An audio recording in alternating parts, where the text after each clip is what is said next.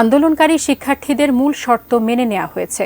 এ অবস্থায় তাদের ঘোষণা দিয়ে আন্দোলন থেকে সরে আসা উচিত বলে মন্তব্য করেছেন স্বরাষ্ট্রমন্ত্রী আসাদুজ্জামান খান কামাল। বুধবার রাতে ধানমন্ডির বাসভবনে সংবাদ সম্মেলন করে তিনি জানান, আন্দোলনকারী শিক্ষার্থীদের গ্রেপ্তারের ভয় নেই। তারপরও কেউ নিরাপত্তাহীনতায় ভুগলে সরকার তাদের সহায়তা দেবে।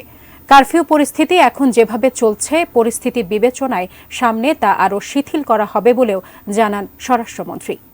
সরকার সবকিছু মেনে নেওয়া যাওয়ার পরেও এই আন্দোলন তাদের থামানো উচিত আমি মনে করি, এবং তাদের ঘোষণা দিয়ে বলা উচিত যে তাদের বাকি দাবিগুলো যেগুলো আছে সেগুলোর জন্য তারা অপেক্ষা করবে।